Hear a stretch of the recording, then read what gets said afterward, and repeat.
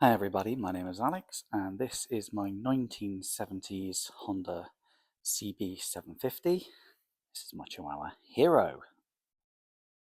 There are 1,000 videos on how to service this motorcycle on YouTube and everyone's just going at it, hammers and tong. They're just like, let's do it. But there's actually a procedure that you should follow and there's a reason for that.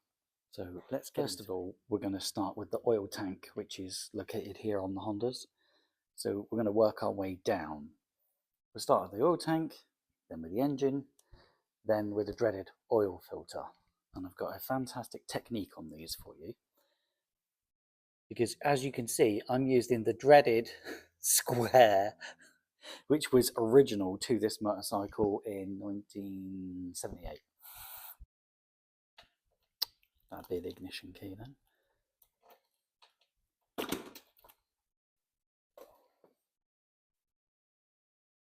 this cover off.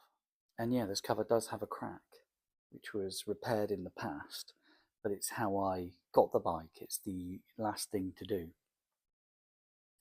And I'd like to sort it out, but when I went to a body shop and I said, how much? They wanted 200 quid. And that was in 2023, so no, I think I'll leave it. Cover off.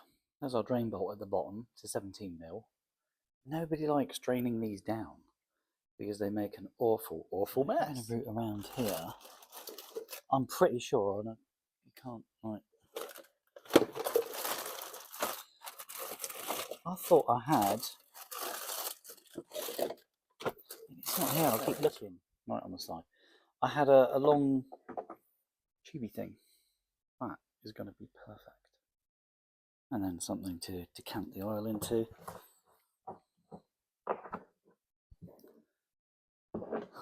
We'll place it right about there, I think. 17mm and a ratchet. Let's just make sure.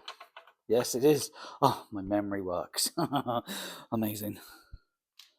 So nearly ready. Where it's not a perfect science, but I am doing this on my own. So I've got the funnel with a cable tie holding it up. Could be better. Then I'm going to undo the bolt and let the oil drain down and not off onto the carpet. I'm going to have to figure something out where I hold it with one hand and film with the other. Really, I should make the hole there a bit bigger, yeah, and I could poke this in for safety, but yeah, you get the impression. Using my pliers as a spare hand. Come on then. Goes the oil. Oh, hey. Okay. That's all gone to shit really quickly.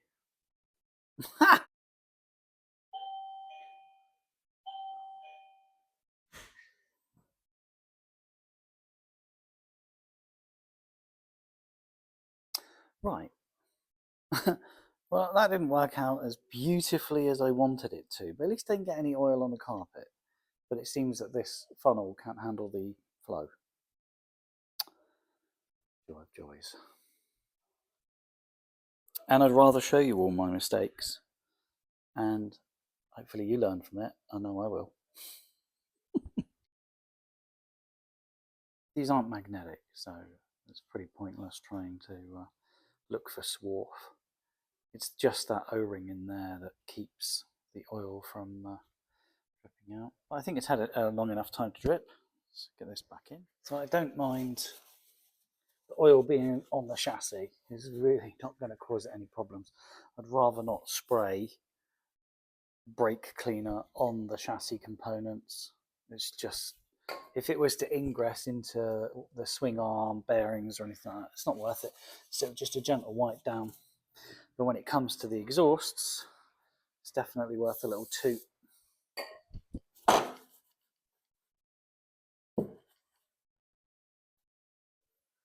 Now that I have drained the oil, should I get called away, phone rings or something like that, what I like to do is take the dipstick out and it just kind of cries, hey, look at me. One of my favourite things is to be on a cold concrete floor. There's my 17mm right over there. So I've just got to make sure that this is somewhat in line. I might actually put the side stand up and come back to this. Back again. Side stands up, and I'm just going to drain the oil out of the sump now. Set my spanner to a lefty loosey. Let's get at it. There we go. That should coming out quite nice, don't you think? We'll just let that drain for a little while. That's coming out really nice. Lovely. Whilst that's draining, this is the original oil filter bolt, and it's square. Because it's square, it means that none of these will fit. None of these will fit. Nothing here will fit.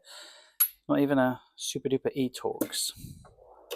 And you'll be like, yeah, they will fit. No, they don't. Let me go find one. Let's try I'll go 17mm long. So here's our 17mm long. This is a 12-sided bit, so it's really not appropriate. But you can see I've only got, it's square. Don't fit very well, huh? Try something else. This is another one. Nope. And even if I could get one of these to fit, it's going to be such a poor fit that it will round off the edges of that square. That is because I actually require a socket that looks like this.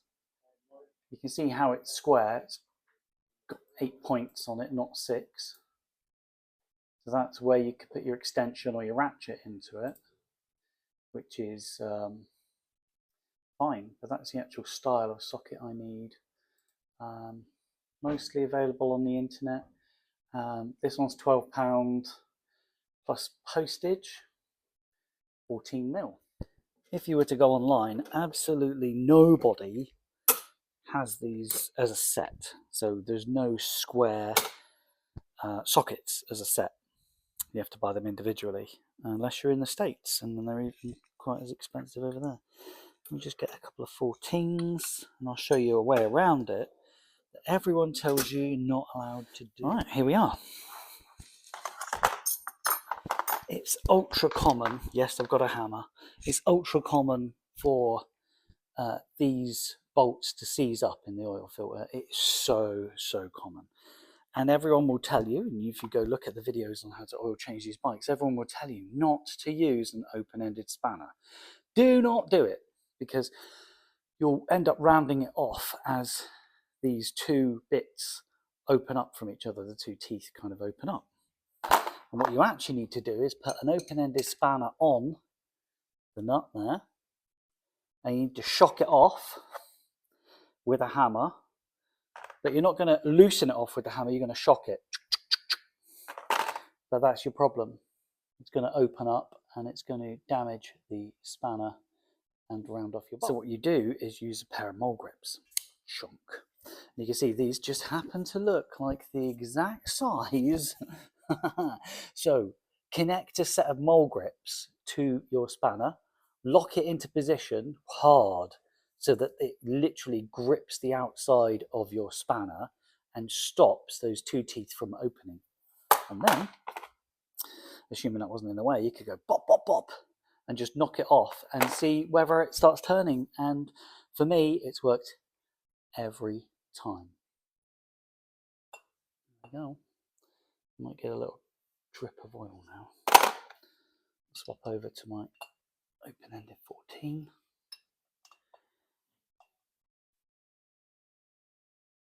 So that wasn't so hard, huh? I didn't have to go and buy special tools.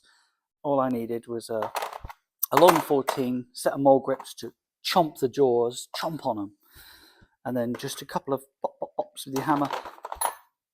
I used a blue point, but use a cheap one. I wouldn't recommend smashing up your favourite tools. Doing pretty good. And I like the originality of the bike. I've been to several bike meets, and the oldies have all walked over and gone, that must be a pain to take off. it's worth it.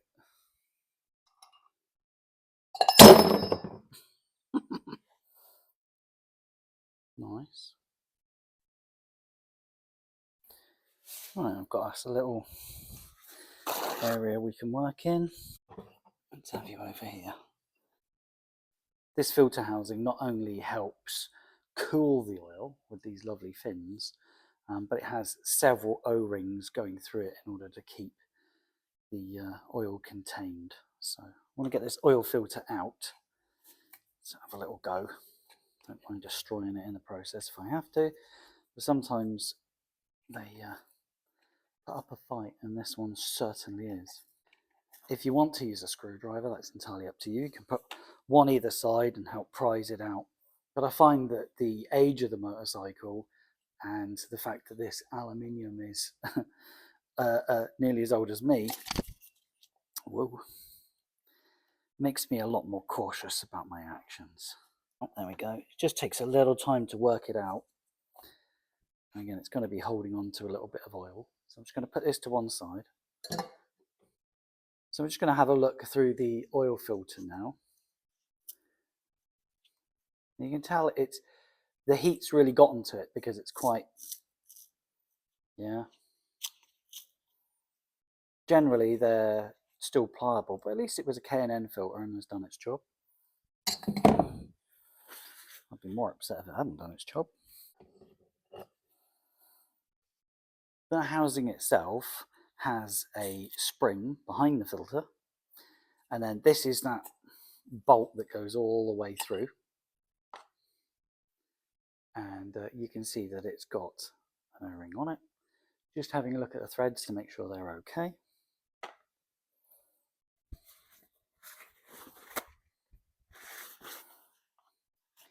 I think it's definitely worth getting inside of there and cleaning it out.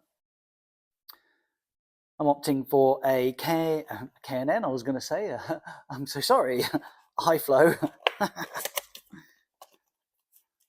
which comes with new O-rings, thankfully.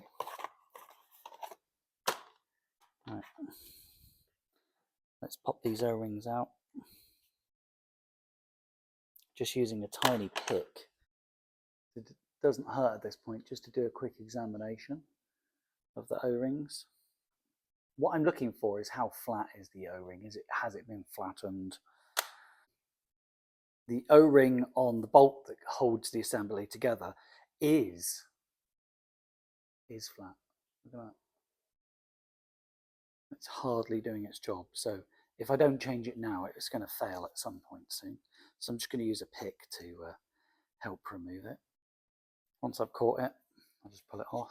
And there's a big calling on the internet for guys and girls that use a lot of harsh chemicals on these. Well, I'm pretty sure that they don't just magically evaporate and leave nothing behind. So I'm keen to stick my head down there and see what's going on. Do you see a little spring down there? What does it do? What does it do? Is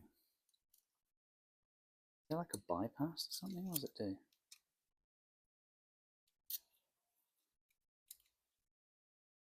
Oh, it's a bypass. So it's a pressure bypass. There you go.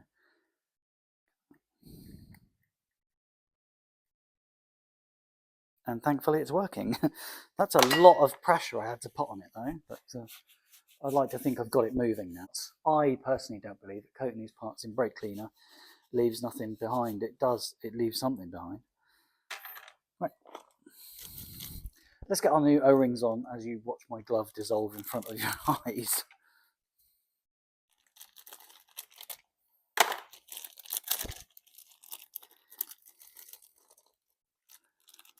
First O-ring is the one that's going to go on the bolt. I'm going to treat myself to a new glove. Just to explain a little bit more about my method. It's not just my method, it's a method you should employ with so many things like gearboxes, is I drain the oil from the tank first. The reason I drain the oil from the tank first is because if we have a problem lower down, yeah, so if I strip the bolts off of here or something like that, I've got a lot of oil heading my way.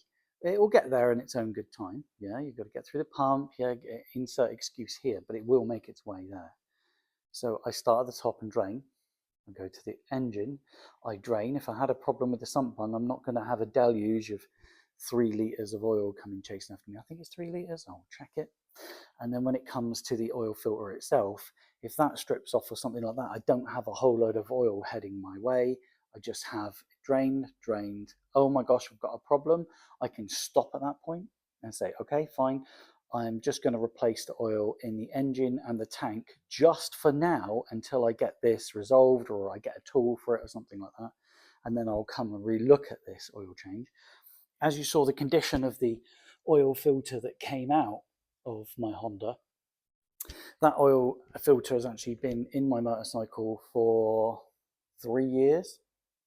Yeah, this is its first oil change in 3 years. And the reason it's its first oil change in 3 years is because it doesn't do that many miles per year and oil doesn't age. And my explanation is if I would never, if I got some oil and I poured it into the ground and put some soil over it, I could come back 50 years later, I could come back 100 years later, and that oil will be there. So it doesn't go off.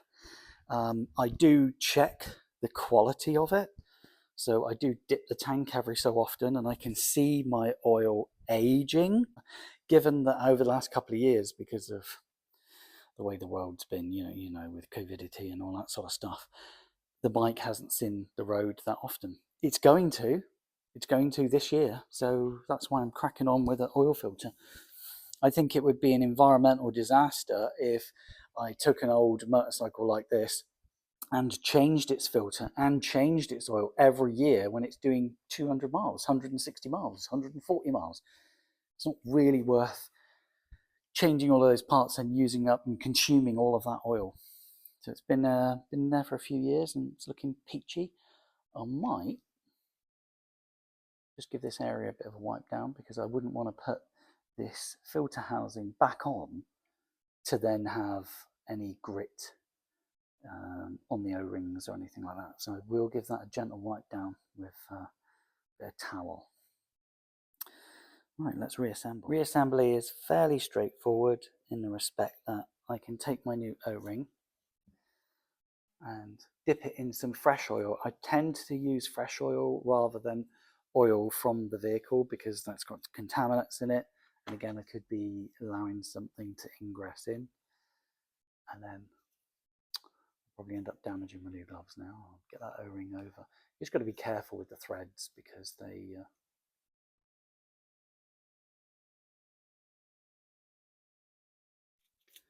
can be quite sharp given Honda's quality. Let's push it right up into that gap. There we go. And compared to the video from earlier, I'm hoping that you remember that one, you can see that this is standing proud of the pin or bolt. And that's going to have a really nice seal when it pops up through here. But before I do that, I'm just going to pop a little bit of oil around this edge here. I've got a little thing of fresh oil I can use. There we go. I'll pop it up through. Get a nice pop. I'm going to get a little bit of rag and get myself down into that crevice there. So all my O-rings, so important. I don't want any problems. Not so bad, huh? Again, I've got a little pot of oil to one side. Tend to use fresh oil. If you've got to reuse old oil, do it. And I'm just checking this brand new O-ring against the old one. It's probably nothing more than what a vernier gauge might. I think the old one's actually in brilliant condition, to be fair. Right, let's pop this on. And it's a good fit. Does want to jump up a little, does want to stand a little bit proud. You see that? I've met this with the HF filters before, mostly on Yamahas that use the similar system to the Hondas. and it just takes a little while to convince the seal, that's why I'm caressing it, to sit nicely. Well, it's not going to hurt to just make sure this area is nice and tidy. See, obviously I'm going around the edge of the engine. I'm going to pick up something, but let's give it every chance, shall we? Neat. So using two hands, one to hold the filter housing in place, the other to tighten up the bolt. Give it a little oof, and that's done. Next thing I want to do is just clean down the housing, because when I undid it, oil leaked out. Plus I've been touching it. So let's get that sump bung back in. There it is. Come here, you. And I'm just going to nip it up. I would say as tight as you would do a spark plug, to be fair. When it comes to oil, these motorcycles take 3 litres of 10W40. You can deposit all of the 3 litres into the tank and it will work its way around, and the level should, once you put your 3 litres in, it should show as over full and it will stabilise once the engine's been running for it. As far as brand of oil goes, it's entirely up to you. I'm keen on Castrol and big name brands. They generally don't sell Motul for motorcycles. If you really want it, it's fine. Once you've added the 3 litres of oil in your tank, you'll notice that the tank is very, very full. That's normal and to be expected. So you can see the level is very high. So if I dip this down, we're over full. A lot of the oldies that I've talked to, they turn their ignition on and they go to crank their bike. They kind of tickle the starter. And if it goes to run, they quickly turn the bike off. That's not my method. My method's right there. We've got a Kickstarter. So we can get a Kickstarter out, and you can either do it with your foot or manually. So ignition off, there's no keys in it. And all I'm going to do is use my Kickstarter to get some oil moving around my engine. So I'm just going to do it by hand. Okay. Put it down about 4 or 5 times now, so we must have some circulation. Let's put the fuel on so it fills the carbs.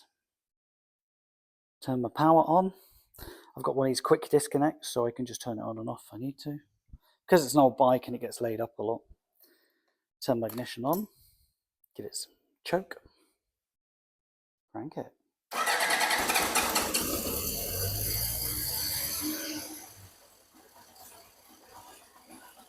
Oh, light's gone out.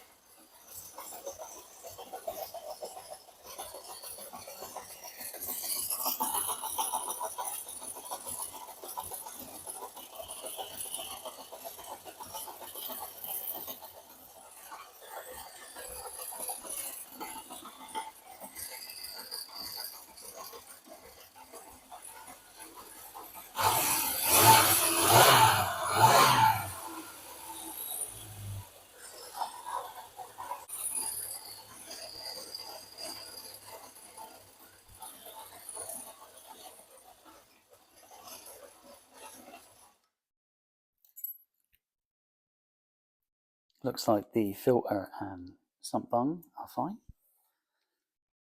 It looks like our tank is holding its liquor. And I've left the bike running for about 3 or 4 minutes and we'll check its level. Here's the dip. 2 schools of thought. First school is to dip it like that. Second school is you wind it all the way in and then read it. And I'd say, can you make that out? It's only halfway.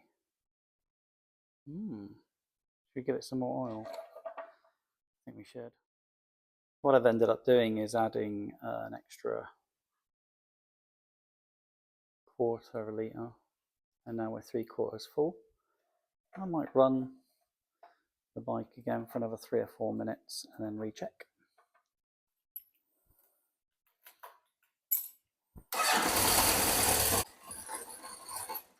Motorcycles always sound so terrible over video. Moment of truth. Yeah, we're full. We're not over full, we're just on it. Perfect. So in my case, it was 3¼ litres of oil. Probably because I'd really let it drip, really let it drain. The engine's lovely and warm. Tank's lovely and warm. You don't have to superheat your bike. You just got to get it circulating. But yeah, there's the fiberglass repair. I'd really like that fixed, to be fair, because it's original. Well, the fiberglass isn't, but hey, one day. Just put the little poppers in, get it lined back up. So pop it in at the bottom.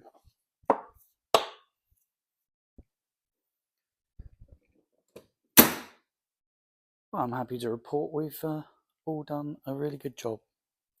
That doesn't need to be there anymore. Absolutely confident we're not leaking anything. You can see I use this a lot, not for cooking, for bashing things. So thank you very much for watching an oil change on my 1970s CB750.